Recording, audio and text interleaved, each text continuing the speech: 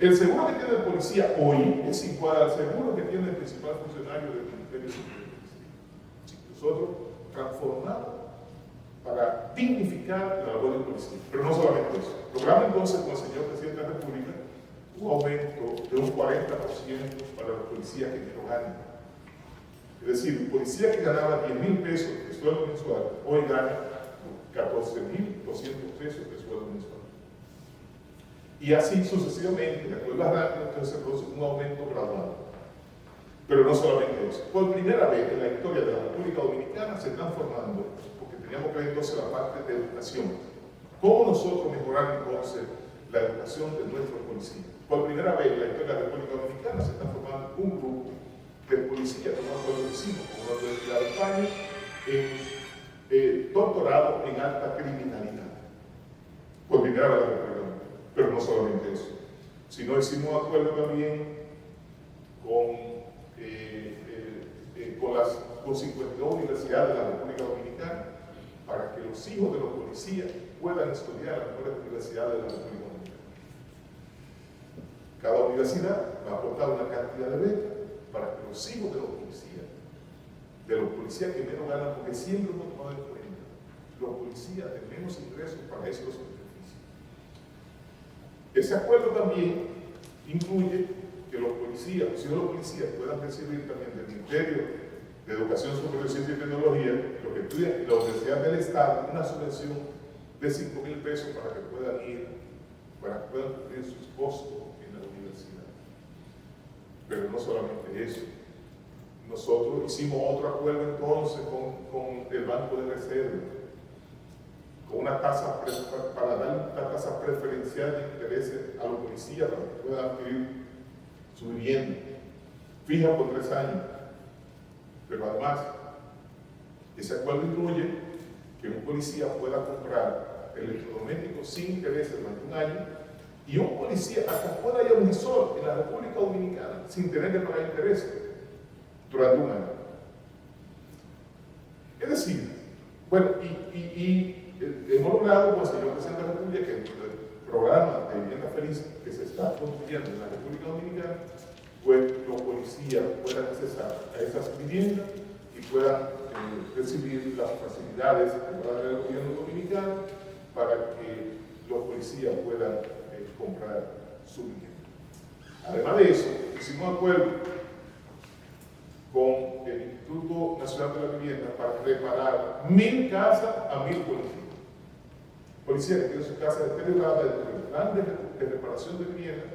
Entonces, el INVI va a ir a reparar, se está haciendo para eso el estudio de cuáles policías tienen su casa propia que esté deteriorada para que el Instituto Nacional de la Vivienda pueda ir y reparar su casa. Es decir, nosotros teníamos entonces que producir una dignificación del policía. ¿Qué ha producido esa situación? Bueno, que nosotros llamamos para ingresar 1.000 policías a final del año pasado y por primera vez en décadas se presentaron más de 3.000 jóvenes que solicitaron ingreso a la Policía Nacional. Entonces, por primera vez en décadas se pudieron seleccionar los 1.000 que tuvieran las mejores habilidades, las mejores condiciones para que pudieran ingresar a la Policía Nacional. Es decir, hemos logrado por primera vez en muchos años que hasta hace un tiempo, cuando se abrían nuevas inscripciones para la policía, los propios policías tenían que salir a ver si convencían a algún familiar o algún amigo para que fuera a la policía. Por primera vez en décadas nosotros hemos logrado que los ciudadanos se interesen en ser policía, fruto de esas reivindicaciones que hemos logrado con el apoyo del señor presidente de la República, y eso evidentemente es un antes y un después. Hemos logrado, dentro de la estrategia de seguridad ciudadana que estamos implementando, que quiero decir que esto ha sido fruto de un gran trabajo colectivo con amplias colaboraciones. Hemos logrado que instituciones extranjeras nos apoyen en todos los temas que tienen que ver con la elaboración del plan.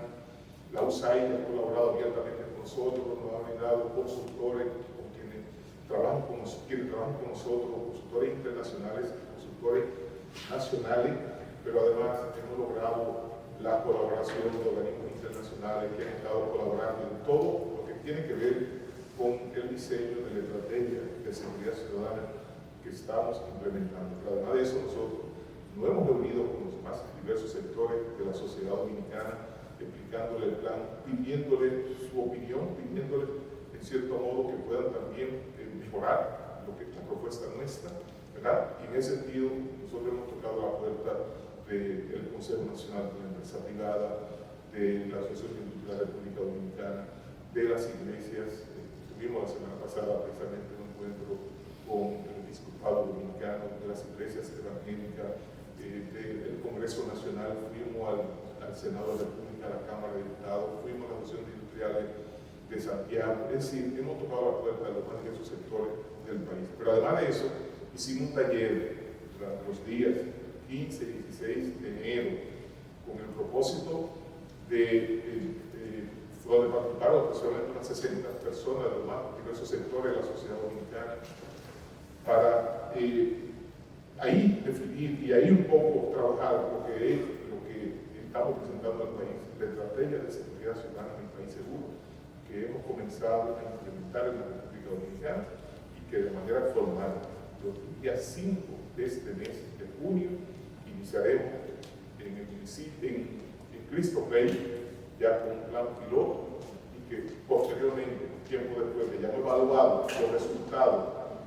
de esa estrategia en Cristo Rey, que tengamos un antes y un después, que es lo que nosotros aspiramos a tener en cada territorio que vamos a impactar.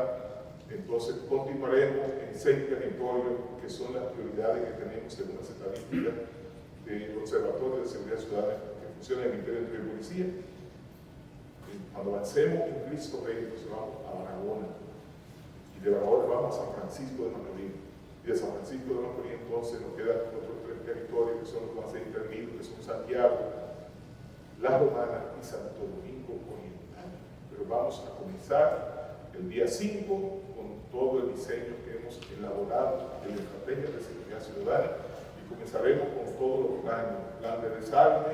Comenzaremos, para nosotros es sumamente importante los niveles en que se ha disparado en los últimos tiempos la cantidad de personas que son impactadas con armas de fuego y la cantidad de personas que son muertas.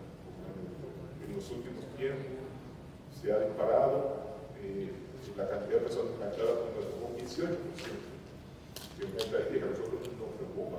Cuando venimos, cuando se hacen los análisis de las armas que son utilizadas, solo el 15% de las armas de fuego que son utilizadas para impactar personas son armas de fuego registradas.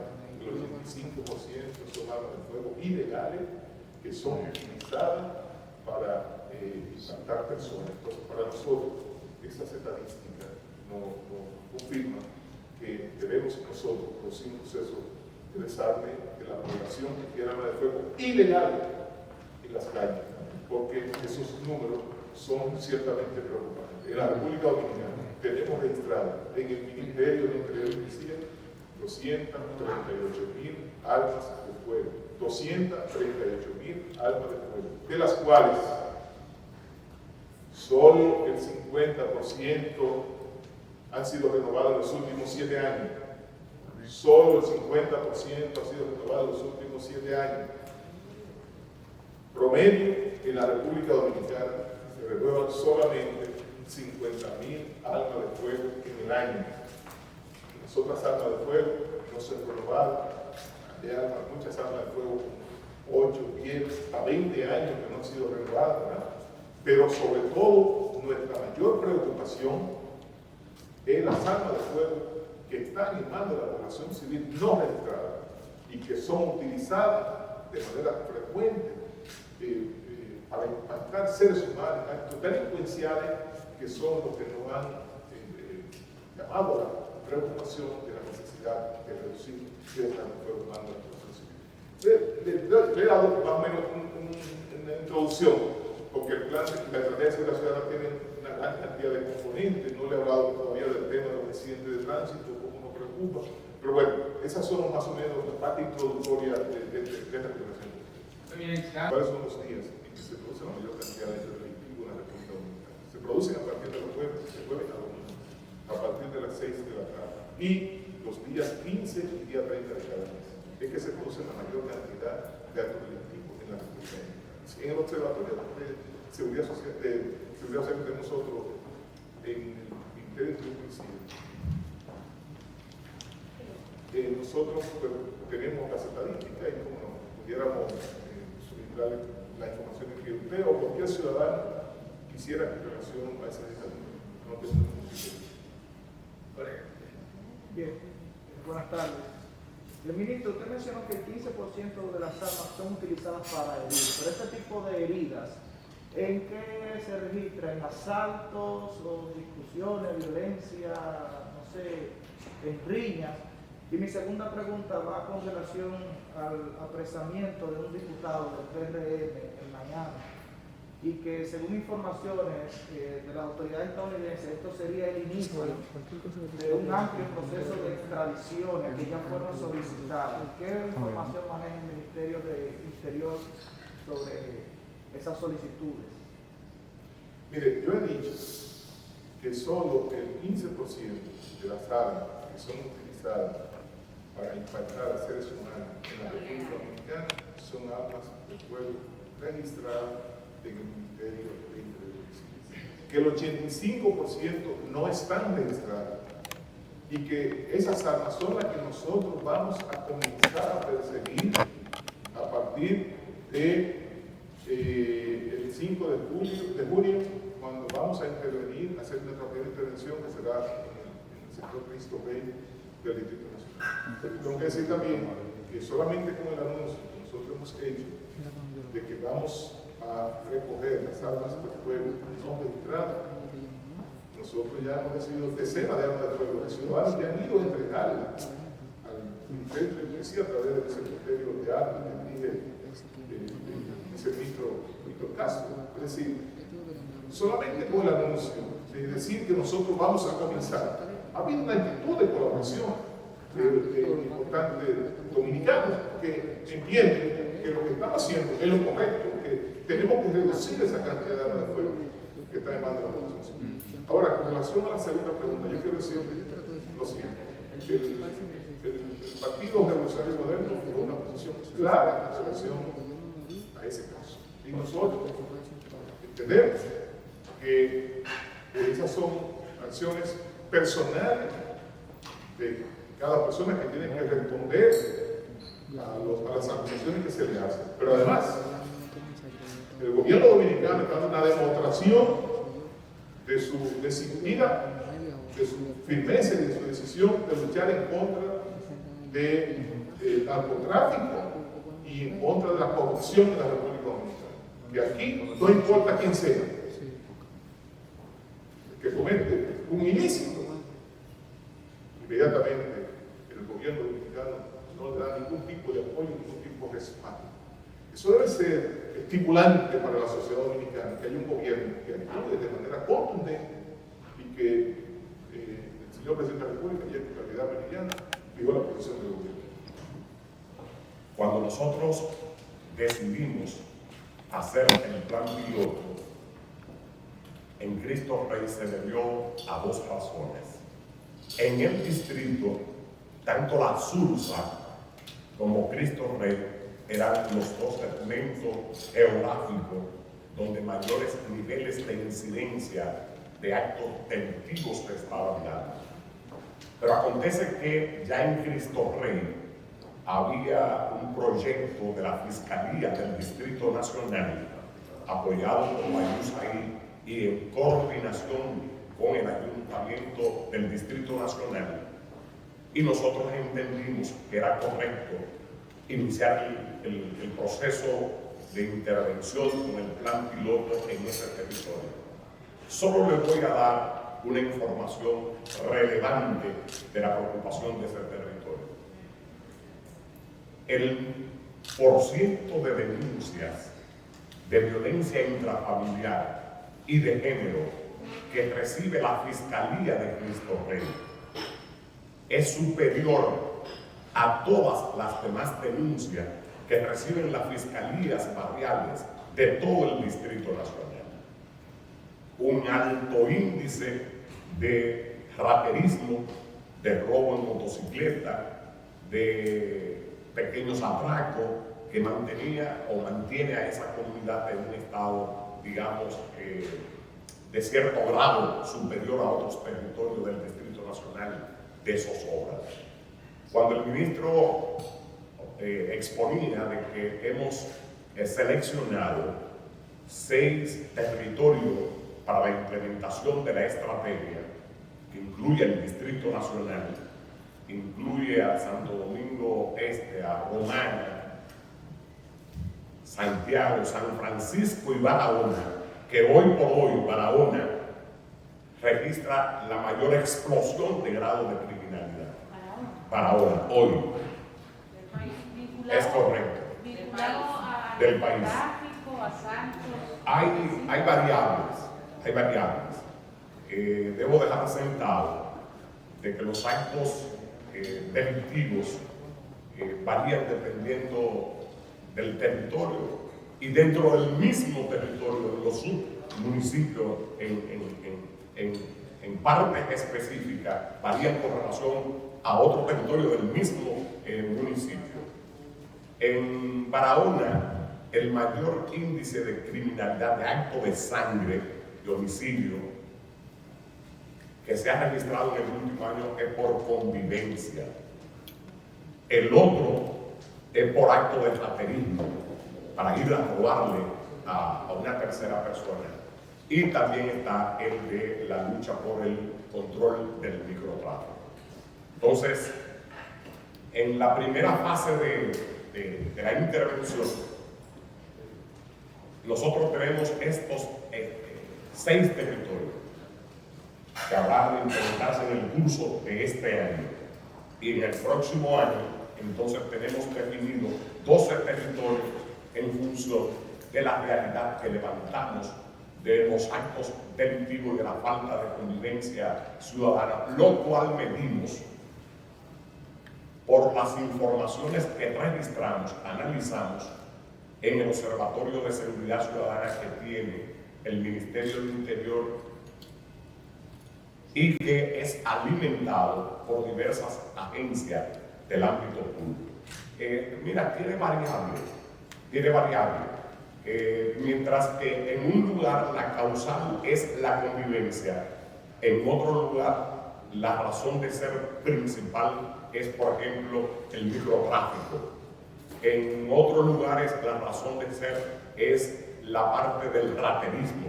Por ejemplo, en Santiago, ¿cuál es la causa? ¿En la Romana cuál es? En Santiago está muy vinculado a la razón del narcotráfico y al problema de la convivencia. ¿En la Romana? En la Romana es fundamentalmente de convivencia. ¿Y en San Cristóbal? San Francisco está asociado con raterismo y con narcotráfico. Por ahí anda. ¿Y San Cristóbal, mi estimado? San Cristóbal no la tenemos dentro de los 6 territorios que hemos priorizado. Está en la segunda etapa. Sin embargo, el próximo miércoles nosotros vamos a San Cristóbal a una reunión con toda la sociedad de San Cristóbal, aun cuando no está dentro de las prioridades, los números no indican eso, se van a desarrollar una serie de actividades tendentes a mejorar la seguridad ciudadana en San Cristóbal. Asunto de delincuencia que ocurre, por ejemplo, los homicidios, y un 60% por problema de convivencia, pero en Cristo Rey se da al revés. El 60% es por problemas de delincuencia y el 40% es por problemas de convivencia. Eso es para que ustedes vean lo importante que es focalizar en los territorios los problemas de seguridad ciudadana, que no se pueden utilizar solamente los indicadores globales a nivel de provincia, a nivel de municipio, a nivel nacional, sino que se debe particularizar por los diferentes sectores que tienen características muy sui generis y muy especiales. Y va en consonancia con la pregunta que usted hizo al inicio, que lo ideal es siempre llegar a los puntos más mínimos del territorio para así enfrentar de manera correcta los problemas de seguridad ciudadana que tiene nuestro país. Y quise hacer esa observación. Y quiero también hacer énfasis en algo que dijo el ministro en su intervención, y es con relación a darles a ustedes algunos datos, ustedes que son investigadores, para que tengan idea de por qué el plan de desarme en la República Dominicana, por qué es necesario. Miren, cuando hacemos un análisis de datos de todos los indicadores que mide básicamente el observatorio, que son, por ejemplo, homicidio, suicidio, los heridos, accidentes de tránsito, los ahogados, los electrocutados y robo de automotores. Todos esos indicadores han disminuido en los últimos 3 años. Sin embargo, ¿qué ha pasado con los heridos? Que mejor han aumentado. Es el único indicador que medimos en materia de seguridad ciudadana que ha aumentado en vez de disminuir. Por ejemplo, para que ustedes tengan esa información, en el 2018 hubo en el país 2.145 heridos. Cuando hablamos de heridos estamos hablando con armas de fuego y armas blancas, pero las armas blancas inciden en un 25%. Armas de fuego, heridos por armas de fuego. Cuando es arma de fuego estamos hablando de un 75%. Entonces, en el 2019 ocurrieron heridos 2.180 y en el 2020 2.243. Como pueden ver, se mantiene estacionaria, mejor subiendo.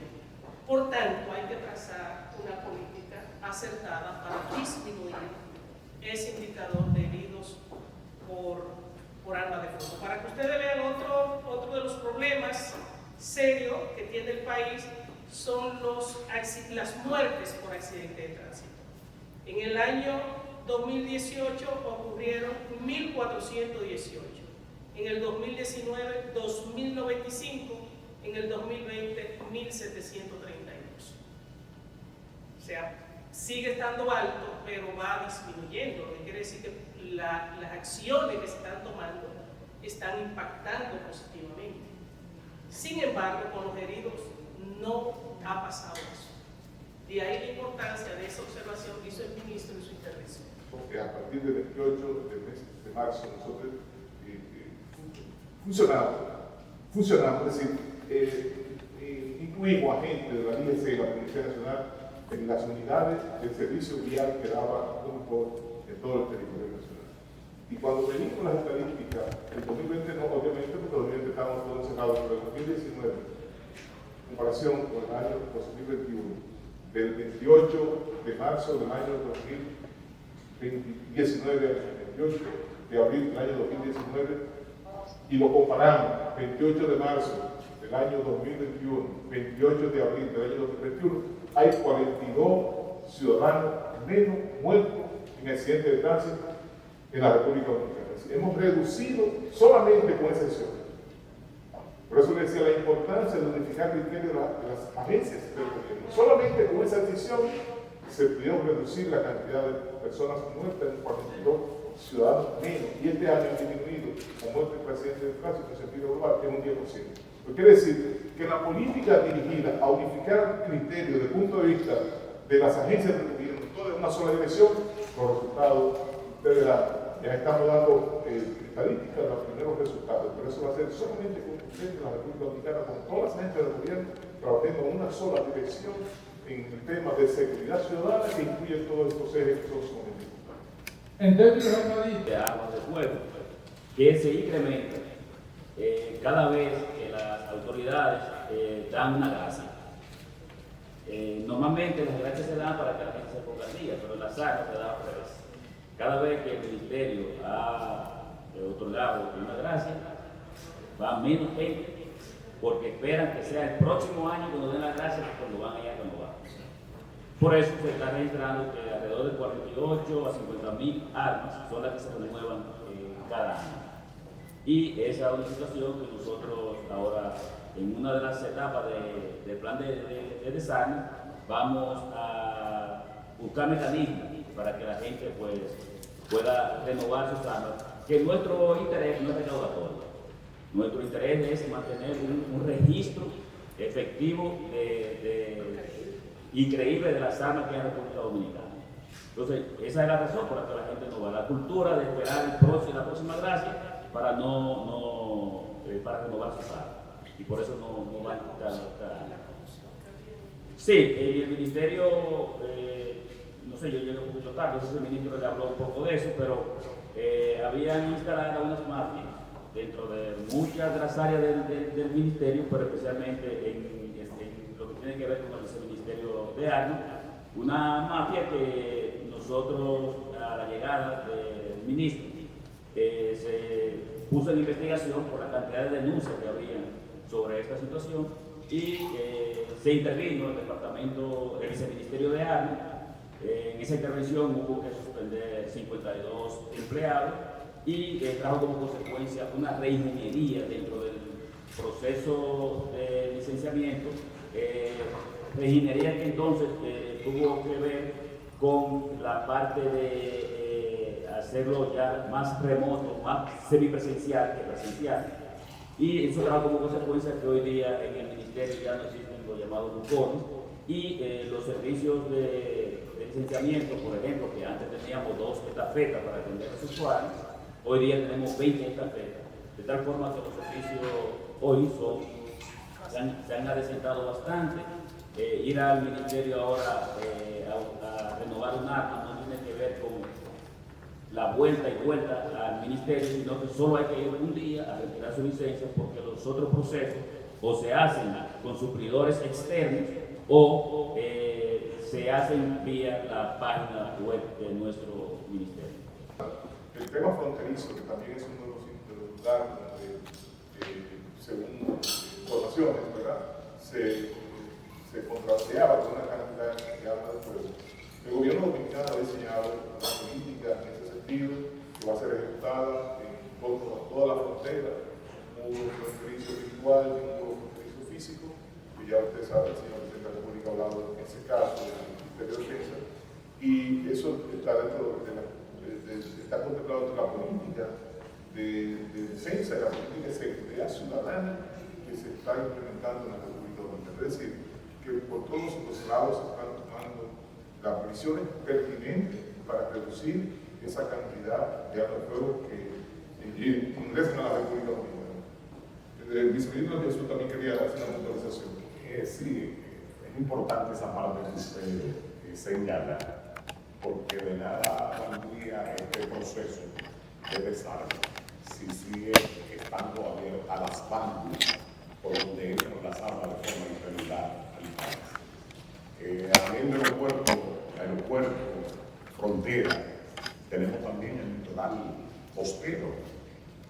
Hay estadísticas que maneja la Dirección Nacional de Control de Drogas que establecen que entre un 77 a un 80% de las drogas ilícitas que ingresan al territorio nacional vienen acompañadas de armas sofisticadas y modernas, lo que implica que aquellos cargamentos que no son oportunamente detectados, esas armas quedan aquí porque es parte del negocio, como parte del negocio, y ustedes han visto en algunas ocasiones que entran avionetas y la queman en el este del país porque es parte del operativo integral.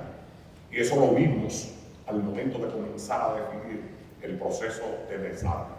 Y lo vimos en presencia de las agencias que tienen que tomar partido en esto, incluyendo la Dirección General de Aduanas, entre otras instituciones. Pero yo debo destacar que en el 2006, mediante el decreto 309-2006, aquí la Presidencia de la República prohibió el ingreso de todo tipo de armas de fuego a territorio nacional. Sin embargo, las estadísticas establecen que en el Ministerio de Interior y Policía, dentro de esa mafia que se articuló ahí adentro y que desmanteló responsablemente el ministro Jesús Vázquez Martínez, fueron legalizadas, fueron legitimadas cientos de armas, para no hablar de miles. Y lo único que hubo fue desplazar compañías que se dedicaban al comercio legal y autorizada por la ley y por disposición presidencial a comercializar armas de fuego por terceros que no tenían la autorización para hacerlo. Lo hacían al margen de la ley, pero en contubernio con las autoridades anteriores del Interior y Policía. Y es de ahí por qué hoy y ahora no hay un solo empleado de esa gestión, porque era una mafia que estaba tan enraizada y tan articulada que era necesario expulsarla como se expulsaba en el pasado en Nacimiento Civil. Quería puntualizar eso. Porque la decisión es regularizar totalmente la tenencia y el porte de armas en la República Dominicana. Y dentro de esta nueva fase, de esta nueva etapa que tiene que ver con el Ministerio, nosotros también vamos a entrar en aquella en que tener un arma de fuego, el acceso lo estamos endureciendo, pero portarla va a ser mucho más duro. Es la idea de que el ciudadano que tenga un arma de fuego la tenga en su negocio o en su casa, si es que aplica. Y tendría que justificar muy bien portar un arma de fuego. Porque, señores, el mismo hecho de usted portar un arma de fuego es un elemento de inseguridad. Las estadísticas dicen que el 2.5% de las personas que el que tiene un arma de fuego está expuesto 2.5 veces más que un ciudadano que no tiene arma de fuego a sufrir una lesión por un arma de fuego. Entonces, eso no es un instrumento de seguridad. Pero además, en el hogar que hay un arma de fuego, la doña cuyo esposo tiene un arma de fuego nunca está segura. No va a ir tranquila, porque eso es una amenaza. Subyace una amenaza contra la esposa de un caballero que llega un poco irritado a la casa por el hecho de que tenga un arma de fuego. Entonces, pero también el niño, el hijo de ese señor que tiene un arma de fuego, siempre va a estar expuesto. Y el mismo papá va a estar expuesto por un incidente que pueda producirse dentro de la casa con esa arma de fuego. Entonces, vamos a limitar en lo posible, estamos endureciendo en lo posible el acceso al arma de fuego, pero estamos endureciendo mucho más el porte de un arma de fuego. Estamos recibiendo la colaboración de la Organización de Estados Americanos, OEA, y en la medida que nosotros vamos recuperando armas de fuego, se va a aplicar un protocolo tendente al proceso de destrucción de las armas de fuego. Las armas que hemos recibido en el Ministerio de Interior y Policía, que han ido ciudadanos a entregar voluntariamente, y las armas que vamos a seguir recibiendo y las que vamos dentro de este programa, las armas van a ser recuperadas inmediatamente, y para esos fines ya la Organización de Estados Americanos OEA ha instruido a un grupo de funcionarios del Ministerio de Interior y Policía, y en combinación con ellos, certificado por ellos, vamos a iniciar ese proceso de destrucción de las armas de fuego para que no vuelvan a las calles, para que no vuelvan bajo ninguna circunstancia a las calles a impactar a seres humanos. Ministro, ¿cuántos han devuelto de manera voluntaria? Han devuelto decenas de armas de fuego. Y nosotros estamos convencidos, y en la medida que se ha ido endureciendo las decisiones que nosotros estamos tomando, también los organismos de las Fuerzas Armadas y la Policía Nacional han ido recuperando una cantidad importante, cientos de armas de fuego que ya han ingresado al Ministerio de Policía, y que, repito, todas las armas de fuego ilegales recuperadas van a ser destruidas mediante este mecanismo que estamos trabajando en coordinación con la Organización de Estados Americanos. Y la entrega voluntaria de armas incluye un incentivo. Sin embargo, le decía esta mañana al ministro que con mucha satisfacción yo veía lo que estaba pasando, porque ninguna de las personas que hasta ahora han ido a entregar armas han solicitado el incentivo. ¿Y de cuánto es este incentivo? El incentivo va a depender del tipo de arma, pero los incentivos no solo van a ser individuales, también van a ser colectivos. Esto es, en la zona donde nosotros tengamos mucho éxito con esta entrega voluntaria de armas, nosotros vamos a tomar acciones con las agencias de gobierno positivas para el sector. Por ejemplo, nosotros tenemos dentro de los planes el alumbrado de todas las calles como de Cristo Rey, que es el primer territorio que vamos a intervenir. Pero también estamos reparando las calles, las aceras. O sea, vamos a hacer una serie de intervenciones positivas a las comunidades donde nosotros vayamos a llevar. No es como operativa, pero también eso es la estrategia de seguridad ciudadana no es como operativa. No es una intervención de 2 o 3 días. Es ir al territorio de manera permanente con acciones integrales para ayudar a la convivencia ciudadana. Pero más o menos de cuánto va a ser el incentivo. Y reitero la pregunta por lo siguiente. Cuando se anunció la medida, hubo algunas críticas en relación a que el incentivo de tener un arma ilegal pudiera ser mayor que ese incentivo de ir y de volver. Entonces, más o menos por dónde andaría ese incentivo, qué cantidad. Mire, yo valoraba las acciones de muchos ciudadanos que están entregando las armas sin procurar un incentivo. Pero los incentivos van desde un teléfono celular inteligente, una tableta, una computadora, un electrodoméstico o bonos para adquirir alimentos. Nosotros no vamos a comprar armas. No hay un plan de compra de armas dentro del Ministerio de Interior y Policía.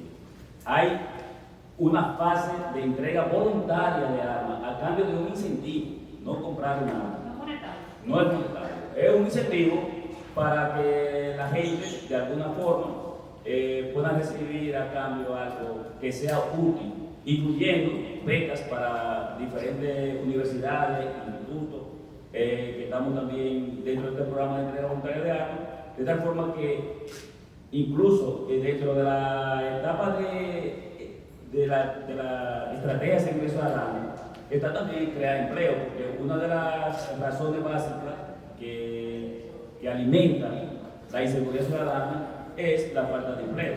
Y se están diseñando políticas en esa dirección también dentro de esta estrategia de seguridad ciudadana. Mire, este proceso va a ser evaluado.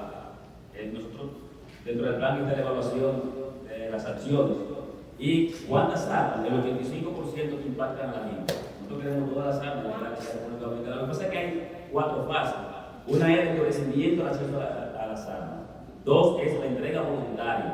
3 es llamar a esa gente que están en condiciones de morosidad para que se pongan al día o entreguen las armas. Y hay una cuarta fase que tiene que ver con la persecución de las armas ilegales en la República Dominicana, para lo cual nosotros, este plan, esta estrategia, nosotros la estamos socializando, como dice el ministro permanentemente.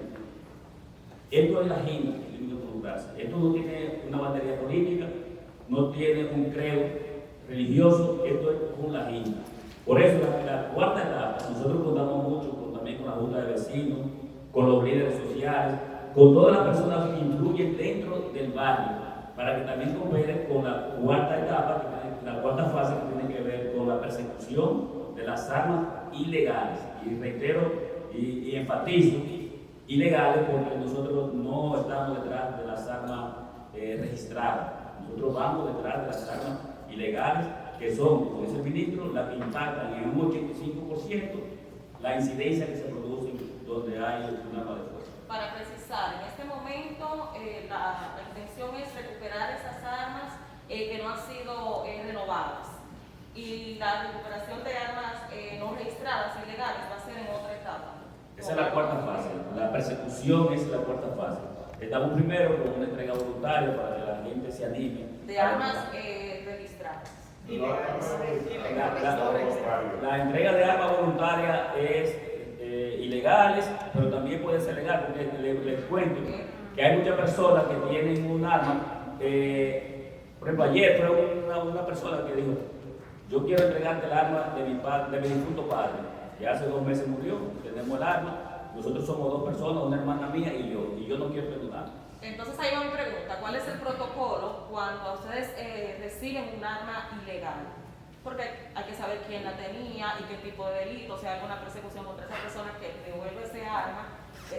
No, las armas, la entrega voluntaria va a ser en el territorio, y quienes van a recibir estas armas son los líderes del territorio, para que la gente tenga la confianza de entregarla. Y va a ser de manera anónima. El que no quiere que se sepa que la está entregando, se la vamos a recibir de manera anónima y va a ser inimputable. En lo que tiene que ver con el porte y tenencia de armas. Si esa arma tuvo una acción dolosa en el pasado, bueno, ese expediente sigue abierto. Pero la entrega voluntaria de armas es anónima y no se le puede imputar a la persona que lleva esta arma. Las preguntas de orden tienen todo el derecho, pero debe pedirse la palabra, porque de otra forma no vale la pena estar sentado en este asiento. Germán, por favor. Déjeme decirle también algo acerca de una cosa. Es una conspiración. Y es que como ustedes sabrán, este plan requiere de una amplia campaña publicitaria por todos los medios, de sensibilización, porque ustedes saben que por los altos índices de delincuencia que ha pasado en nuestro país en los últimos 10, 20 años, pues muchas personas tuvo que adquirir un arma como un mecanismo de defensa. Entonces, en la medida de que el ambiente en el territorio se vuelve cada vez más seguro, ya va a ser menos necesario tener un arma como medio de defensa personal. Esto lleva una campaña publicitaria a nivel nacional de sensibilización. Pero miren, para que usted tenga una idea, cuando nosotros llegamos al Ministerio de Policía, el Ministerio de Policía gastaba cada mes 6.453.000 pesos mensuales de combustible. En el día de hoy, el Ministerio de Policía, que se ha incrementado los precios del combustible, gasta 2.055.000 pesos mensuales. Es decir, para que tengan una idea, los primeros 7 meses y medio, cuando comparamos con lo que gastó el ministerio anterior, gastó 51.500.000 pesos de combustible. En los primeros 7 meses y medio de nuestra administración, el Ministerio de Policía gastó 15.200.000 chelitos, pero fueron aproximadamente 15.200.000 y pico de pesos mensuales en esos 7 meses. ¿Y a qué se debe la reducción?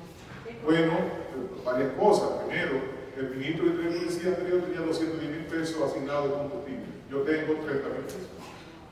¿Cuánto? ¿Para un mes? Para un mes. ¿Y qué era lo que tenía? ¿Qué es lo que tenía un Repito, el ministro anterior tenía 210.000 pesos, gastaba 210.000 pesos de combustible mensual y yo gasto 30.000 pesos.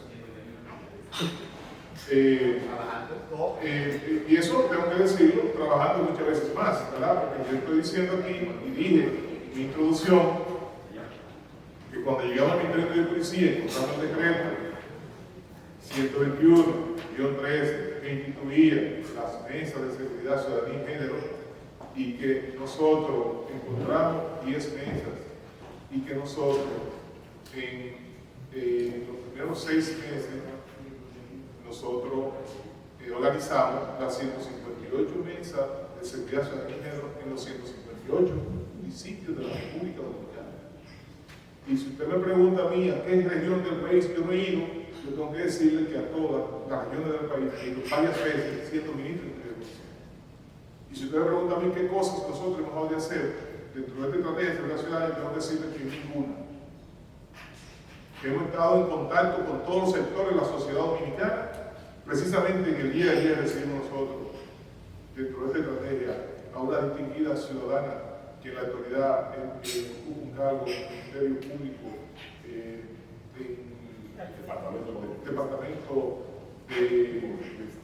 Departamento Judicial de Montecristi, Sonia Espejo, quien cuando fuimos la semana pasada a una reunión con la Conferencia del Episcopado, nos presentó un plan de seguridad ciudadana que el episcopado, que el obispo de la región oeste del país había desarrollado y que nos pareció sumamente positivo y que nosotros le invitamos entonces para que vinieran de nosotros, para que trabajaran con nosotros dentro del marco de la estrategia de seguridad ciudadana en un área muy importante que es la convivencia ciudadana, que es una de las razones por las que se disparan las estadísticas en materia de seguridad ciudadana de la República Dominicana, la convivencia ciudadana, y que se incrementó por el tema de la pandemia, y que entonces para nosotros esa experiencia de ella en materia de ese esfuerzo con el liderazgo comunitario, evidentemente es bastante importantísimo para nosotros.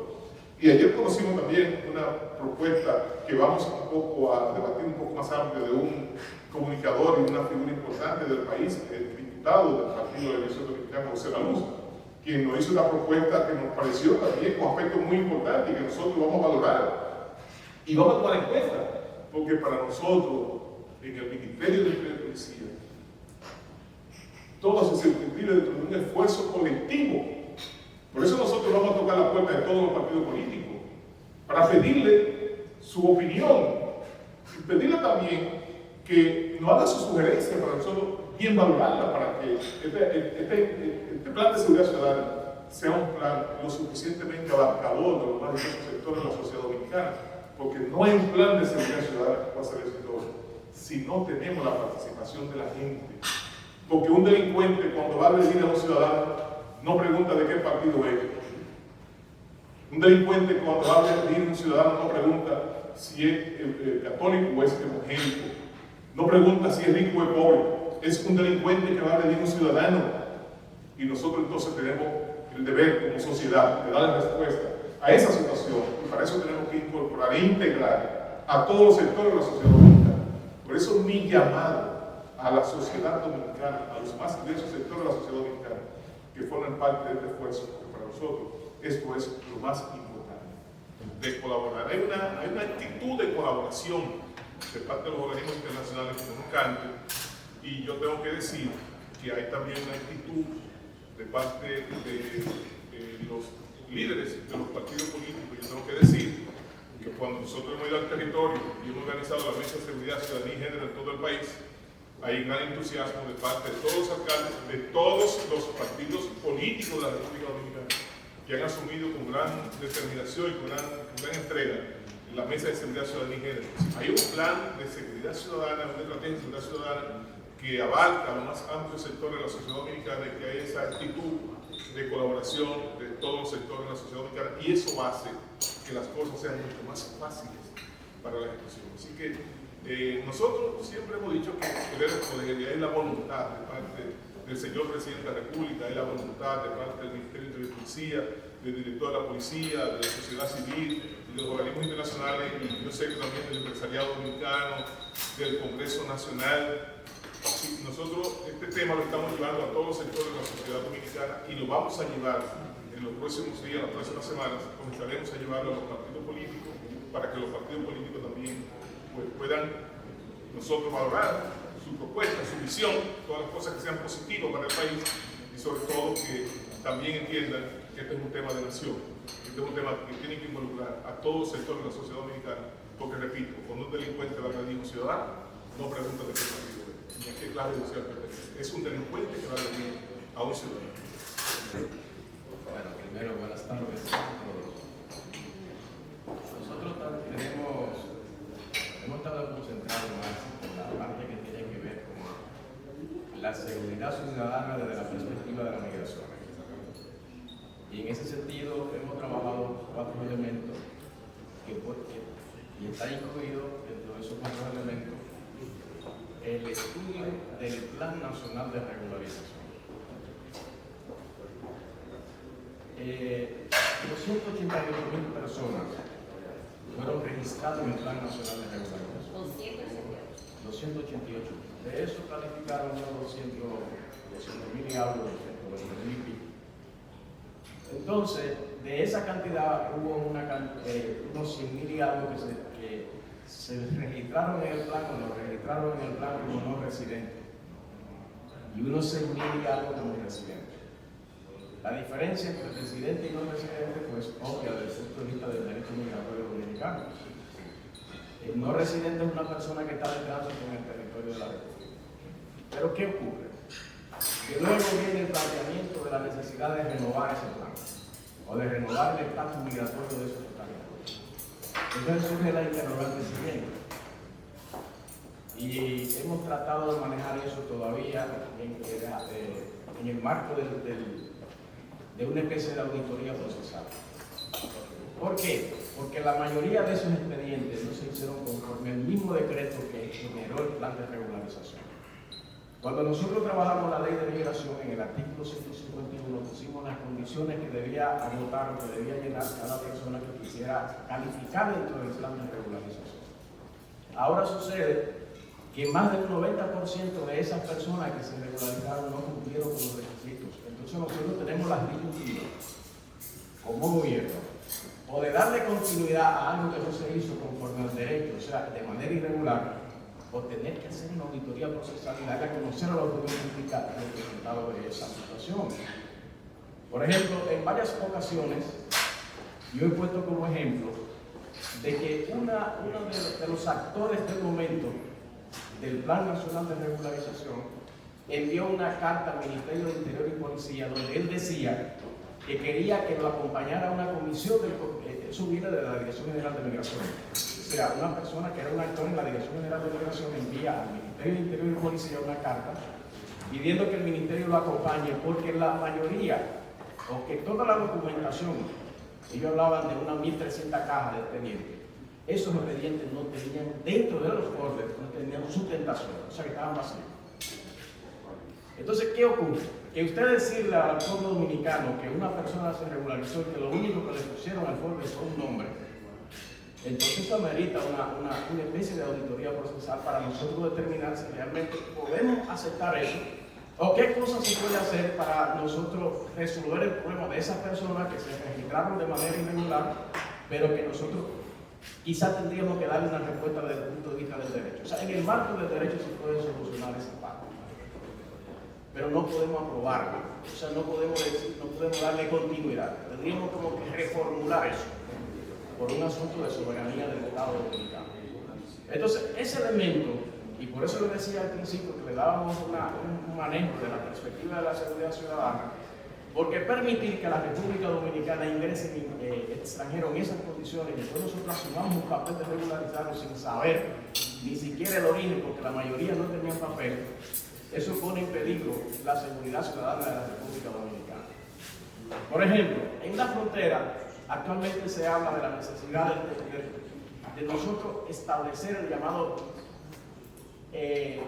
extranjero transfronterizo. Un carnet para los extranjeros transfronterizos. Eso tiene que hacerse porque nosotros lo pusimos así en la ley. Sin embargo, hay sectores que lo que quieren no es un extranjero transfronterizo, sino un extranjero fronterizo. ¿Qué quiere decir fronterizo? Que pueda cohabitar dentro de la misma frontera con un permiso de residencia de nosotros. Y nosotros decimos no. Es que la ley lo que establece es que yo pueda venir en la mañana y irse en la tarde, porque eso permite que nosotros podamos tener un control de las personas que ingresen al territorio nacional y que tiene que irse en la tarde. Si rompen el perímetro de la frontera, por ahí puede entrar armas, puede entrar la trata de personas, por ahí puede entrar de todo. Y nosotros entonces tenemos que resolver eso. En ese sentido, nosotros hemos estado estudiando la necesidad de establecer lo que hemos llamado un carnet inteligente. ¿Qué es un carnet inteligente? No, mira, nosotros le entregamos al trabajador transfronterizo un carnet. Y en ese carnet tiene que estar todos los datos de él para cuando él ingresa a la República Dominicana, se mete en el sistema y se registra inmediatamente en el Interior y Policía que esa persona está aquí. Cuando se va, tiene también que registrarse. Si no se registra en la tarde, quiere decir que se quedó en el territorio nacional y que hay que salir a buscarlo. Entonces, todo eso nosotros lo estamos estudiando. En el viceministerio que yo tengo la responsabilidad, hay muchos asuntos que tienen que ver con la seguridad ciudadana interna y la seguridad internacional. Por ejemplo, nosotros tenemos que registrar los bienes inmuebles de los extranjeros. El registro de los bienes inmuebles de extranjeros, nosotros hemos detectado muchos problemas. Y es que aquí viene un extranjero, hace una inversión de $1 millón, de $2 millones. Y cuando usted busca el estatus migratorio, no existe. Sin embargo, comienza luego la presión de que no podemos deportarlo porque ya tiene una inversión en la República Dominicana. Ustedes saben lo que significa tener una inversión en la República Dominicana, que usted no sabe el origen, que puede tratarse de lavado. Entonces nosotros estamos implementando un mecanismo, haciendo todo lo posible por resolver ese problema. Pero ustedes oyeron hablar en estos días de una persona perseguida por el Interpol en Bangladesh, con un pasaporte dominicano, diciendo que se naturalizó en la República Dominicana. Pero no solamente existe esa persona con eso. Nosotros tenemos un informe más o menos de 15 personas que andan con 15 pasaportes en el mundo, diciendo que se naturalizaron en la República Dominicana y que no es verdad. Y estamos en ese proceso de investigación. Pero eso quiere decir que esas personas vivieron en el territorio nacional posiblemente, y eso atenta contra la seguridad ciudadana de la República Dominicana, porque tú estás hablando de una persona con un delincuente, con un alto potencial delincuencial. Entonces, nosotros tenemos que resolver ese problema. Con la naturalización, muchos extranjeros se casaron con dominicanas y muchas extranjeras se casaron con dominicanos. Eso le da una facilidad y es que solamente se le pide 6 meses de residencia para naturalizar. ¿Qué ocurre? Que en las administraciones pasadas, la naturalización por matrimonio se decidía de manera administrativa.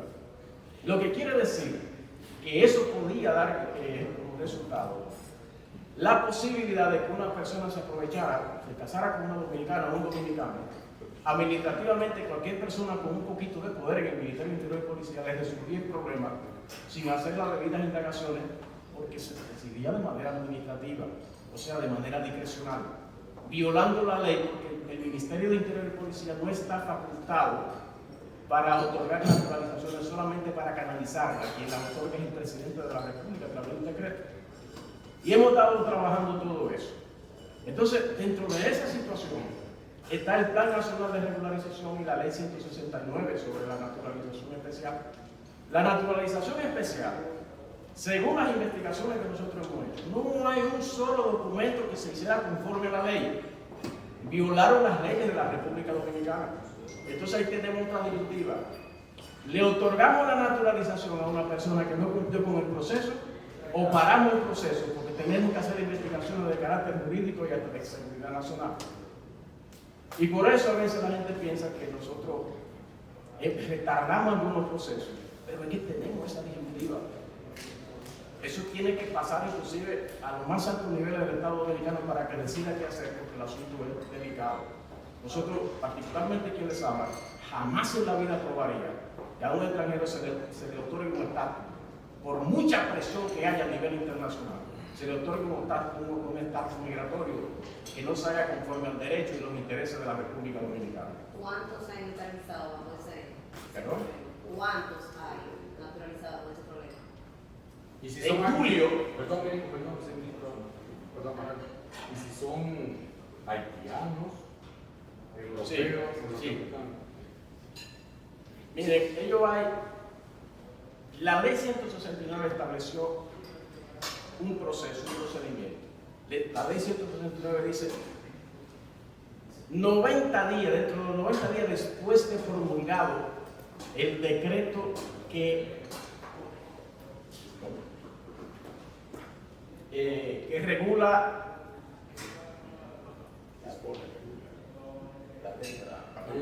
para la implementación de la ley. Sí, para la implementación de la ley, el procedimiento. Dentro de esos 90 días, entonces, podía usted registrarse para poder calificar para la naturalización. ¿Y ustedes saben cuándo fue la ley? La ley fue en el 14, el decreto salió en julio, y todavía en el 19 se estaban registrando personas, y solamente eran 90. De los 6.000 o 7.000, solamente, más o menos a mediados del 2015, se regularizaron unas 700 y pico de personas. Después de los 6.000 y pico, todos están 16, 17, 18 y 19, fuera del plazo. Entonces, ¿qué hacemos? ¿Legalizamos el plazo o detenemos el proceso? Lo que se naturalizaron, que fueron 750, que se naturalizaron en julio, esos 750 son 750 niños. Y según la ley de naturalización, los niños solamente pueden naturalizarse si lo hacen con los padres. En el momento de naturalizarse los padres, si no lo hacen en el momento, entonces tendrían que acotar el procedimiento de tener una residencia como requisito. Y la misma ley 169 y el decreto que establece todo lo que tiene que ver con la aplicación de la ley, establece que la naturalización de esos extranjeros debió hacerse conforme a la ley 1683 del 48. En el artículo 20 se establece así. No se hizo así. Y yo me pregunté, pero si los padres no se naturalizaron, ¿quién los naturalizó a ellos? ¿Quién? Eso es anormal.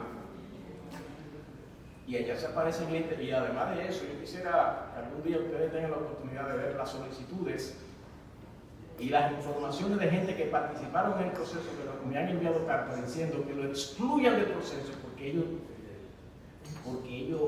hablaron mentira y ellos se asustaron cuando nosotros llegamos y comenzaron a escribir. Pero hay organismos internacionales, hay uno específicamente que participó en situaciones que algún día tendrán que ser denunciadas en la República Dominicana, en situaciones de falsedades. Y si ellos lo entienden así, yo estoy aquí dispuesto para que me enfrenten. 1.000 millones de pesos para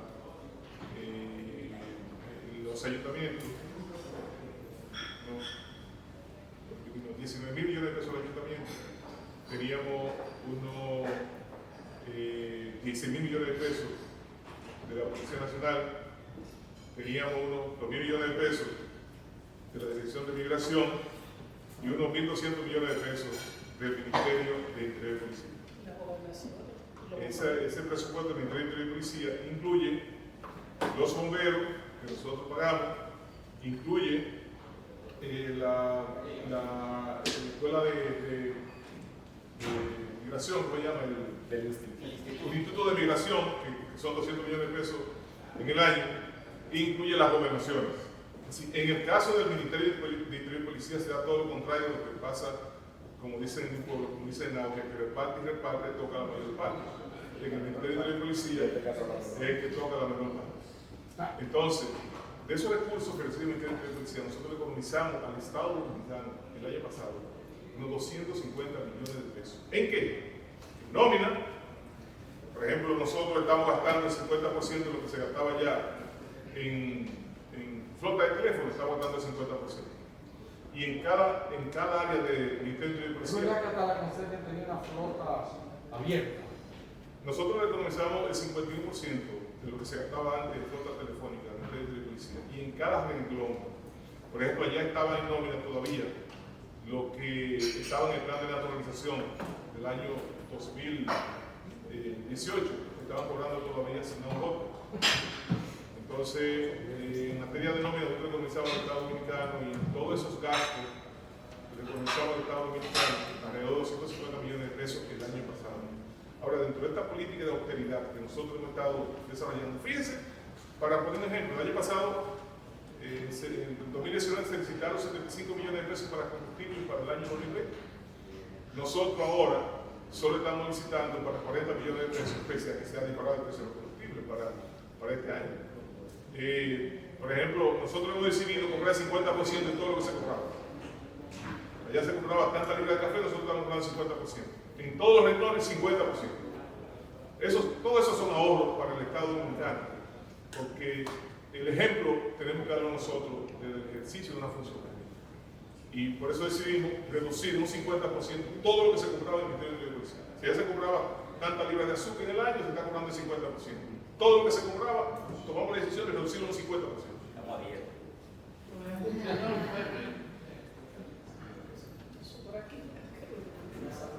Ministro, la reforma policial, el Estado actual, que se ha hecho alguna avance. Sí, mire, el pasado fin de semana, el viernes y el sábado de la semana pasada, el equipo designado por el señor Presidente de la República para la reforma, modernización, transformación y depuración de la Policía Nacional, estuvimos durante 2 días trabajando con la plana mayor de la Policía Nacional, incluyendo todo lo que es el Consejo Superior Policial. Ese fue un evento muy importante donde logramos niveles de acercamiento entre lo que piensa esa comisión o ese equipo de ciudadanos distinguidos del país que están colaborando con el Estado Dominicano de manera honorífica para esta transformación policial y la Policía Nacional. Estamos trabajando sobre todo en la parte reglamentaria, que como ustedes saben, se aprobó la ley de policía, sin embargo, se dio un plazo de 6 meses para la aprobación de los reglamentos. Sin embargo, estamos en 2021, esa ley fue aprobada en el año 2016 y esta es la fecha que no es reglamento. Entonces, la aplicación de la ley no puede hacerse porque no tenemos la parte reglamentaria. Entonces, estamos trabajando profundamente en todos los reglamentos.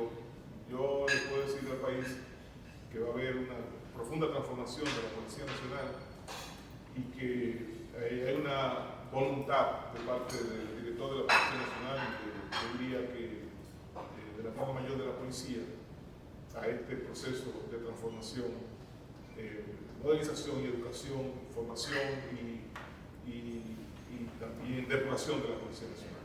Estamos avanzando. La Comisión oportunamente va a rendir su informe sobre el tema, ¿verdad? Señores, y entonces el Consejo Superior de Policía va a conocer esas propuestas que se harán en su momento. Pero realmente el fin de semana se dio un paso agigantado de avance en todo lo que tiene que ver con el proceso de reforma y transformación policial. Entonces ya se ha empezado un proceso de construir esos cuarteles. Para poner un ejemplo a ustedes, cuando ustedes llegan a Santiago, es donde está el aeropuerto, es Puñal. Ustedes saben lo que significa un municipio donde hay un aeropuerto y que no tenga un cuartel con las condiciones. El cuartel de Puñal paga 300 pesos mensuales, una casa de familia, en muy malas condiciones. Entonces, se ha iniciado un proceso de reparar y construir algunos, por lo menos 150 en este año, porque eso es fundamental. O sea, donde no hay ni siquiera un cuartel, imagínense ustedes. Entonces, hay toda una planificación para reestructurar todos los cuarteles del país con tecnología del siglo XXI. Porque esa es otra gran debilidad que hemos encontrado, de que nuestra policía está en la edad de la piedra en términos, o sea, no tiene cuarteles con comunicación de ningún tipo. Se está llevando a cabo un plan piloto de utilizar alta tecnología aquí en los Alcarrizos, donde se están probando incluso los famosos body cam, que es una cámara que se le coloca al policía para que todo el trabajo que haga se quede grabado. Y eso es muy importante porque eso es transparencia y hace de que el policía en el territorio haga el trabajo que le corresponde hacer.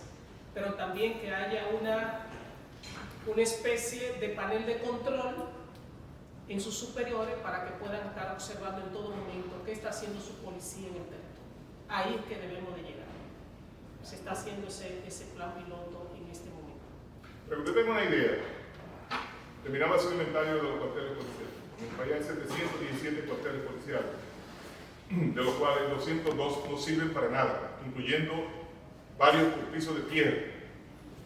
Cuando rendimos el informe al señor Presidente de la República, mostró profunda preocupación sobre el tema, sobre no la construcción de una parte importante de esos cuarteles policiales. Precisamente la semana pasada me incluyó con el problema que tenemos nosotros, desde el punto de vista tecnológico, en la Policía Nacional de Occidente.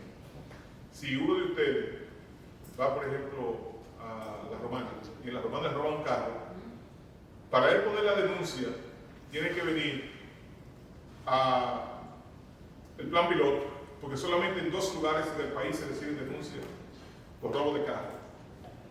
Cuando ese ciudadano, cuando Germán, por ejemplo, le roba un carro en La Romana, en Higüey o en Barahona, viene aquí al plan piloto, lo más probable es que ese carro esté descuartizado o esté en Haití. Entonces, ¿en qué consiste la gran transformación que nosotros estamos llevando a cabo y que vamos a producir en la Policía Nacional? Entre los cuarteles de la Policía Nacional, solamente en 116 cuarteles policiales se reciben denuncias. Es decir, de los 717 cuarteles policiales, solo en 116 se reciben denuncias, que eso representa un 16% aproximadamente. Pero tampoco hay una vía alternativa de cómo un ciudadano que va a quejarse por cualquier situación pueda poner la denuncia.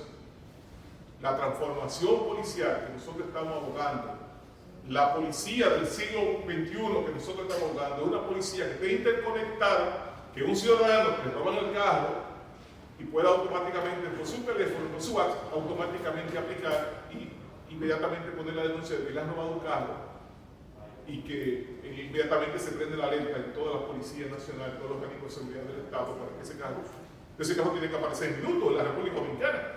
Es una isla de 48.000 kilómetros cuadrados, tiene que aparecer en minutos. ¿Qué es lo que nos sucede? Pero no solamente eso, sino que un ciudadano va a poner una denuncia o le cometen una agresión, por ejemplo, y ese ciudadano tiene que averiguar en cuál cuartel recibe la denuncia, porque solamente reciben 116 de los 717 cuarteles policiales. Lo que nosotros estamos planteando que se produzca en la Policía Nacional es que en todos los destacamentos policiales habilitar una interconexión para que se reciba la denuncia y que esa denuncia sea procesada y que esa denuncia sea enviada inmediatamente y que el país entero conozca, los organismos policiales, de la existencia de un ilícito, de una denuncia que se ha cometido, de un hecho que se ha cometido y que todas las autoridades tienen que estar en conocimiento. Es decir, lo que nosotros estamos diciendo, vamos a tener una policía antes y una policía después en materia tecnológica y en materia de que pueda brindar el servicio adecuado que la población, que la sociedad dominicana de hoy demanda. Ministro, y con los policías violentos, ¿qué vamos a hacer? ¿Hasta cuándo gente buena estará perdiendo la vida a manos de policías violentos que usan su poder y no se limitan? Por eso que se va a usar lo de cámara, que pueda quedar grabado su comportamiento. Y amén de eso, uno de los aspectos fundamentales de la visión que se tiene para la transformación de la Policía Nacional es un cambio radical de la cultura institucionalizada de esa entidad llamada Policía Nacional y desmontar la estructura militarista con que se fraguó, se formó la Policía Nacional, trujillista en otra palabra. Lo que nosotros pretendemos, y debo hacer un paréntesis en esto,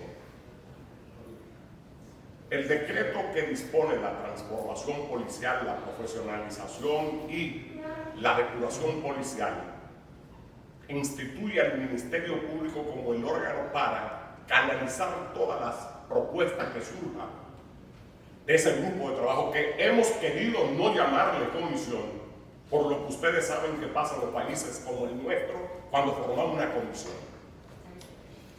El primer requerimiento que se le hizo al ministerio, al señor ministro, de parte de ese grupo de trabajo, fue requerir que canalizara ante la Cámara de Cuentas una auditoría de gestión de proceso a la Policía Nacional. Llegó en horas de la mañana y a principio de horas de la tarde estaba depositado en la Cámara de Cuentas.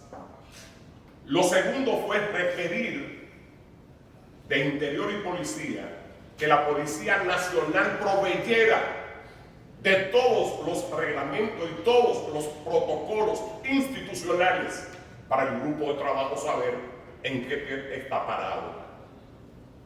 Le mandamos el oficio al señor director de la Policía Nacional y debo decirle, nos mandaron documentos que sobrepasaron lo que habíamos peticionado. Luego nos requirieron que le mandáramos lo que el ministro termina de señalar, cuántos cuarteles policiales tenemos y en qué condiciones. Por cierto, por requerimiento del señor ministro, en una reunión del Consejo Superior Policial, se le había requerido a la policía para la parte de la conectividad, haciendo un levantamiento para saber cuáles son los niveles de conectividad que tiene la policía. Se mandó a hacer una especie de levantamiento georreferenciado. ¿Cuántos son del Estado? ¿Cuántos son de la institución? ¿Cuántos son servibles? 505 apenas se puede hacer conectividad, aunque haya que hacer alguna mejora de limpieza, de higienización. Pero hay 10 que tienen piso de tierra, como ha destacado el ministro. Y hay otros que para usted retener a un investigado tiene que amarrarlo de un estanque con el grillete, con la esposa, como le decimos aquí en República Dominicana. Sí. Pero debo destacar, y el ministro lo abordó, pero yo debo destacar esto con la venia, con el permiso del señor ministro, que ese viernes y el sábado recién pasado, nosotros nos quedamos atónitos al ver la Policía Nacional durante 2 días dándoles explicaciones de los procesos institucionales internos y de la reglamentación de los protocolos que ellos tienen, y sometiéndose a las más diversas preguntas y cuestionamientos que tuvo a bien hacer el grupo de trabajo. Esto ha permitido generar un nivel de confianza, por eso nosotros tenemos la convicción, y ahí termino, de que habrá una transformación real de la Policía Nacional. Primero, porque hay una determinación del Ejecutivo. Segundo, porque lo ha abrazado el ministro de Interior y Policía. Y tercero, porque hay una corriente mayoritaria en lo interno de la policía para que eso fuese así. Entonces, apreciada dama, el proceso de depuración para la escogencia de los conscriptos y de los próximos cadetes tendrá un rigor distinto a lo que ha venido siendo ahora. El proceso de formación continua al interno de la policía y de supervisión también. Pero además llegó la etapa en que la Policía Nacional no podrá prohijar ni actos que vayan en contra de los derechos fundamentales, ni el grado de impunidad que históricamente al interno de esa institución existe. Primero, porque la clase política que dirige el país no lo va a admitir. Y segundo, porque hay un grado de conciencia social en la población dominicana para no admitir eso, que es un elemento para nosotros determinante. Este esfuerzo que estamos haciendo con ustedes justamente procura buscar mayores niveles de apoyo en esa dirección. Gracias. Hay dos cosas, sin embargo, que quiero resaltar. Primero, se acabó y pasó el tiempo en que los oficiales de la policía, que los policías eran ascendidos por engavismo, por corrupción o porque fueran amigos del ministro de Interior y Policía o de un funcionario. Por una pastora. Ahora, en el nuevo reglamento de la Policía Nacional, los policías van a ser ascendidos por sus méritos, por su comportamiento, por su actitud, por su operación como policía. Los policías, dentro de la parte reglamentaria fundamental para nosotros, está precisamente que para ascender a oficial tengan que someterse por lo menos durante 2 años a un proceso nuevamente de formación para que pueda entonces tener la opción de poder aspirar a ser oficial. Segundo, los policías de la República Dominicana serán formados de manera tal que puedan también tener conocimiento de defensa personal. Cuando un ciudadano es formado en defensa personal, ese ciudadano difícilmente abuse de otro ciudadano. Abuse de su esposa, abuse de un anciano, abuse de una persona débil.